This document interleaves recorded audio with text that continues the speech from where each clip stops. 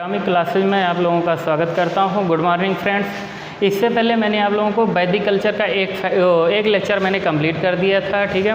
उससे पहले मैंने सिंधु घाटी सभ्यता बताया था। आज एग्जामिनेशन के पॉइंट ऑफ व्यू से कुछ फैक्ट हैं वो हम देखेंगे।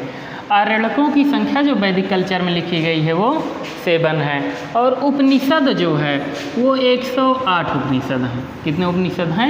108 उपनिषद हैं। तथा कुल वेदांगों की संख्या जो है वो 6 है। कुल कितने वेदांग हैं? 6 वेदांग हैं।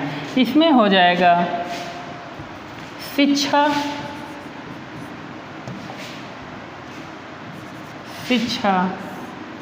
कल्प, व्याकरण,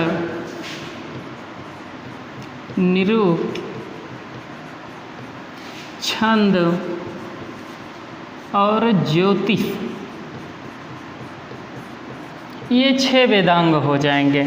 मुंडकोपनिषद से जो है सत्यमेव जयते लिया गया है। मुंडकोपनिषद से सत्यमेव जयते लिया गया है। मुंडकोपनिषद से सत्यमेव जयते लिया गया है। ईशोपनिषद से गीता के निष्काम कर्म, ईशोपनिषद से गीता के निष्काम कर्म, ईशोपनिषद से गीता के निष्काम कर्म। उसके बाद पुनर्जन्म का सिद्धांत, पुनर्जन्म का सिद्धांत लिया गया है। उसके बाद कंठोपनिषद, कंठोपनिषद में नचिकेता यम का संवाद लिया गया है। कंठोपनिषद में नचिकेता और यम का संवाद जो है ये लिया गया है। किस उपनिषद से? कंठोपनिषद से। इसके बाद हम देखेंगे बृहदारण्यक उपनिषद। बृहदारण्यक उपनिषद में अहम ब्रह्मास्मि, पुनर्जन्म का सिद्धांत और याज्ञवल्क्य गार्गी संवाद जो है, ये तीनों जो है बृहदारण्यक उपनिषद से लिया गया है। सबसे प्राचीन स्मृति ग्रंथ, सबसे प्राचीन जो है स्मृति ग्रंथ वो मनुस्मृति है। क्या है? मनुस्मृति है। सबसे प्राचीन स्मृति ग्रंथ क्या है? वो मनुस्मृत है। मत्स्य पुराण, मत्स्य पुराण ये हो जाएगा विष्णु के 10 अवतारों का उल्लेख, विष्णु के 10 अवतारों का उल्लेख, विष्णु के 10 अवतारों का उल्लेख मत्स्य पुराण में है।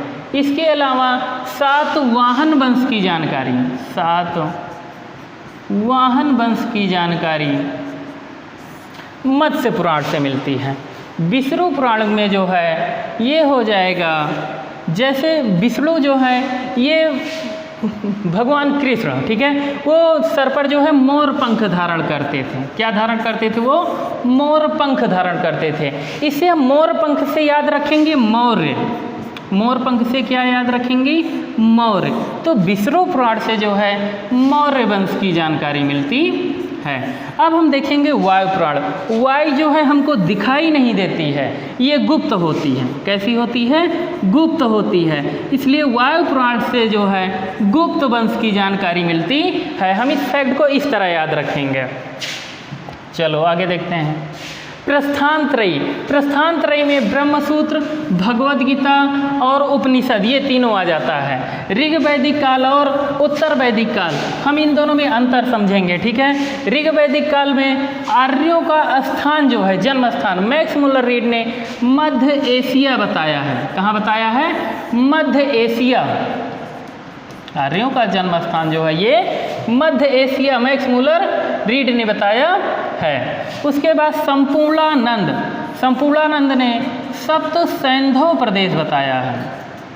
कहाँ बताया है? सप्त सैंधव प्रदेश बताया है। सप्त सैंधव प्रदेश बताया है।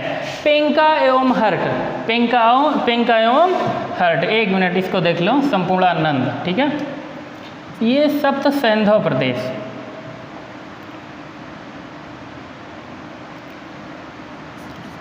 सप्त सैंधव प्रदेश। यह पेंका एवं हर्ट जो वैज्ञानिक हैं, इन्होंने जो है इनका जन्म स्थान जर्मनी बताया है। कहाँ बताया है? जर्मनी। और गंगानाथ झा एक वैज्ञानिक थे, उन्होंने इनका जन्म स्थान ब्रह्म ऋषि देश बताया है। ये हो जाएगा। उसके बाद इसमें 3 प्रकार के वस्त्र, एक वास, दूसरा अधिवास और तीसरा जो वस्त्र था वो नीबी था। तीसरा वस्त्र क्या है? नीबी। और ऋग वैदिक काल की जो सबसे प्रमुख फसल है वो यव मीन्स जव होता है। उत्तर वैदिक काल में जो वर्ण व्यवस्था थी, यहाँ पे वर्ण व्यवस्था जो है वो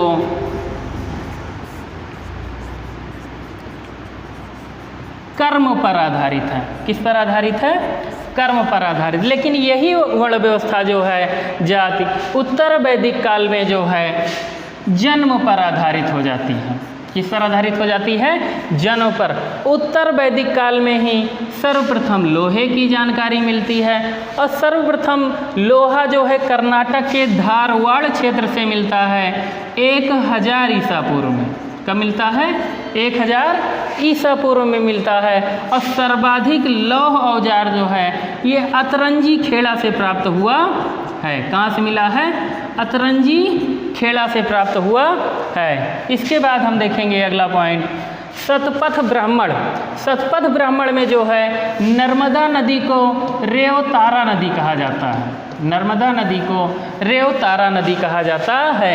ये शतपथ ब्राह्मण और तैत्तिरीय, ठीक है, तैत्तिरीय मैंने बताया था ये उपवेद हैं तीसरे वेद के। पहला था ऋग्वेद, सामवेद, यजुर्वेद। तो ये यजुर्वेद का क्या था? ब्राह्मण ग्रंथ था। यजुर्वेद का क्या था?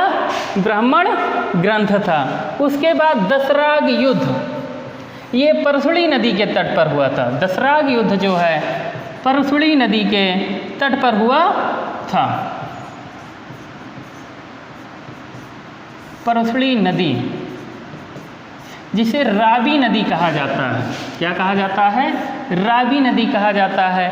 इसका उल्लेख जो है ऋग्वेद के 7वें मंडल में, किस मंडल में?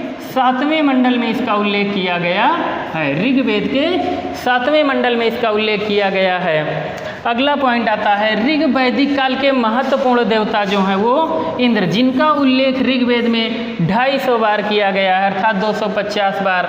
और उत्तर वैदिक काल के जो महत्वपूर्ण देवता हैं वो प्रजापति, शिव और नारायण, ये तीनों देवता उत्तर वैदिक काल के प्रमुख देवता हैं। उत्तर वैदिक काल में ही खड दर्शन का उद्भव हुआ है। उत्तर वैदिक काल में, किस काल में? उत्तर वैदिक काल में ही खड दर्शन का उद्भव हुआ है। उसके बाद सांख्य दर्शन के प्रतिपादक कपिल मुनि, सांख्य दर्शन के प्रतिपादक कपिल मुनि, ठीक है। उसके बाद योग दर्शन के प्रतिपादक जो है वो पतंजलि, योग दर्शन के प्रतिपादक पतंजलि, ठीक है। योग दर्शन के प्रतिपादक पतंजलि, योग दर्शन के प्रतिपादक हो जाएंगे पतंजलि। उसके बाद हम देखेंगे न्याय दर्शन, न्याय दर्शन के प्रतिपादक हो जाएंगे, 1 मिनट रुको, हाँ ये न्याय दर्शन हो जाएगा, इसको रोको। सांख्य दर्शन जो है कपिल मुनि, योग दर्शन पतंजलि और न्याय दर्शन जो है ये गौतम ऋषि। न्याय दर्शन क्या हो जाएगा? गौतम ऋषि। मैंने ये 6 दर्शन जो है सांख्य दर्शन, योग दर्शन, न्याय दर्शन, वैशेषिक और उत्तर मीमांसा दर्शन, पूर्व मीमांसा दर्शन। वैशेषिक मीमांसा जो है दोस्त ये हो जाएगा कणाद मुनि। वैशेषिक मीमांसा का जो प्रतिपादक है वो कणाद मुनि हो जाएंगे, ठीक है। और उत्तर मीमांसा का प्रतिपादक जो है ये वादरायण हो जाएंगे। कौन? वादरायण, ठीक है। आप लोग इसे ध्यान से देखिएगा। उसके बाद हो जाएगा पूर्व मीमांसा। पूर्व मीमांसा के प्रतिपादक जो है वो जैमिनी। पूर्व मीमांसा के प्रतिपादक कौन है? जैमिनी। ये हो जाएंगे 6 दर्शन। ये 6 दर्शन का जो उद्भव हुआ है ये उत्तर वैदिक काल में हुआ है। इसके बाद हम लोग देखेंगे अस्तोमा सदगमय, अस्तोमा सदगमय जो है ये ऋग्वेद से लिया गया है। ऋग्वैदिक काल में प्रयुक्त होने वाली धातु जो है वो है अयस। कौन सी धातु है? अयस। इस अयस में दो पार्ट या इसे दो भाग में डिवाइड किया जाता है, एक कृष्ण अयस और दूसरा श्याम अयस। कृष्ण अयस और श्याम अयस, ठीक है ये। उसके बाद ऋग्वैदिक काल में सर्वाधिक स्तुत्य नदी, सर्वाधिक स्तुत्य नदी जो है वो सिंधु है। सर्वाधिक स्तुत्य नदी जो है सिंधु, और सर्वाधिक पवित्र नदी, सर्वाधिक पवित्र नदी जो है वो कौन सी है? सरस्वती। सर्वाधिक पवित्र नदी जो है वो सरस्वती है। उसके बाद हम देखेंगे युद्ध। युद्ध के लिए गविष्ट शब्द का प्रयोग किया गया है। युद्ध के लिए क्या प्रयोग किया गया है? गविष्ट शब्द का। और गविष्ट का मतलब होता है गाय की खोज करना। गविष्ट का क्या मतलब होता है? गाय की खोज करना। यह युद्ध के लिए गविष्ट शब्द का प्रयोग हुआ है, और गविष्ट का मतलब होता है गाय की खोज करना। मरुस्थल के लिए जो है धन्नु शब्द का प्रयोग किया गया है। किस शब्द का?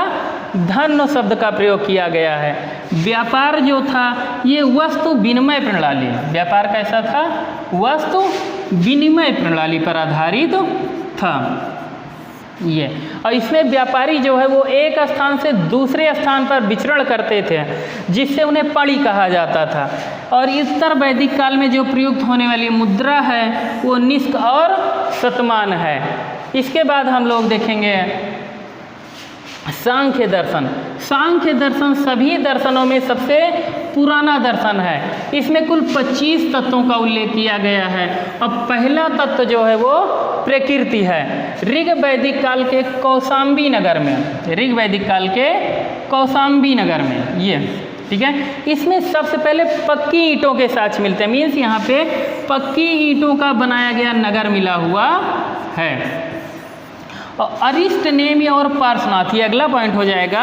अरिष्टनेमी और पार्श्वनाथ, इनका उल्लेख ऋग्वेद में किया गया है। किस वेद में? ऋग्वेद में किया गया है, ठीक है फ्रेंड्स। ये हो जाएगा ऋग्वैदिक काल, ठीक है। ये ऋग्वैदिक काल, उत्तर वैदिक काल, ये पूरा हो गया।